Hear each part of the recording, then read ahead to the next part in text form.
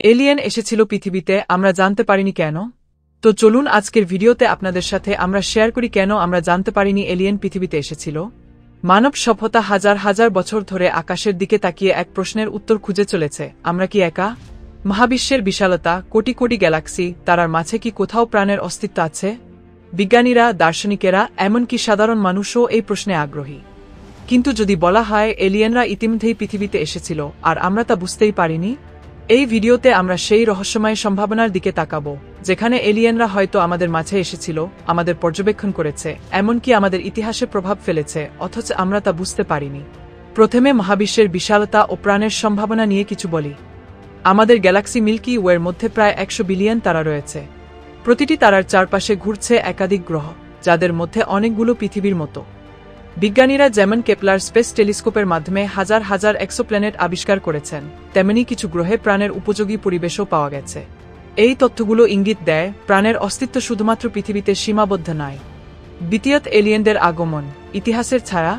অনেক গবেষক ও ইতিহাসবিদ দাবি করেন প্রাচীন সভ্যতার নানা নিদর্শনে এলিয়েনদের উপস্থিতির ইঙ্গিত পাওয়া যায়, যেমন প্রাচীন চিত্র ও স্থাপত্যের রহস্য।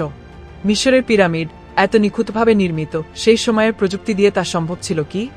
নাজকা লাইন্স, পেরু, বিশাল আকারের চিত্র যা শুধুমাত্র আকাশ থেকে দেখা যায়। মহেঞ্জোদারো ও হরপ্পা, হঠাৎ ধ্বংস, যেন কোনো অজানা শক্তি ব্যবহার হয়েছিল। এইসব নিদর্শন কি এলিয়েন প্রযুক্তির ছাপ? আধুনিক যুগে অজানা উড়ন্ত বস্তু ইউএফও। 1947 সালে রোজওয়েল, নিউ মেক্সিকোতে একটি অজানা বস্তু পতনের ঘটনা ঘটে। সরকার প্রথমে বলেছিল উড়ন্ত থালা বা ফ্লাইং সৌসার, পরে তা আবহাওয়া বেলুন বলে দাবি করে। কিছু আলোচিত ইউএফও ঘটনা: 1980 সাল, রেন্ডেশাম ফরেস্ট, ইংল্যান্ড, সেনাবাহিনীর সদস্যরা অদ্ভুত আলো ও বস্তু দেখেন। 2004 সাল, ইউএসএস নিমিটস ইনসিডেন্ট, যুদ্ধজাহাজ থেকে অজানা বস্তু পর্যবেক্ষণ। 2023 সাল, মার্কিন কংগ্রেসে ইউএফও শুনানি, প্রাক্তন গোয়েন্দা কর্মকর্তারা দাবি করেন সরকার ইউএফও লুকিয়ে রেখেছে।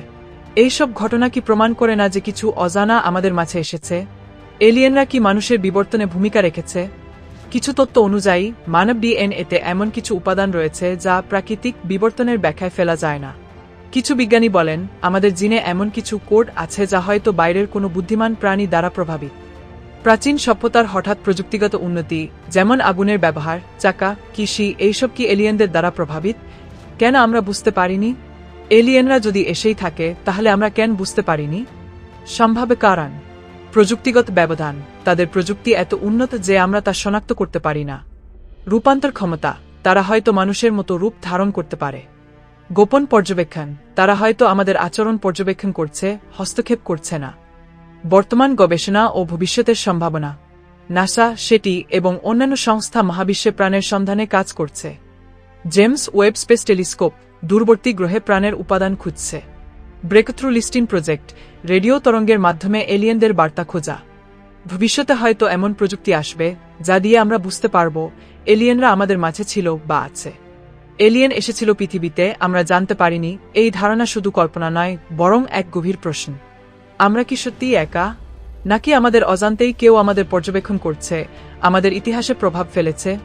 এই প্রশ্নের উত্তর হয়তো ভবিষ্যতের বিজ্ঞান দেবে। কিন্তু ততদিন পর্যন্ত আমাদের কল্পনা, অনুসন্ধান এবং রহস্যের প্রতি আকর্ষণই আমাদের এগিয়ে নিয়ে যাবে।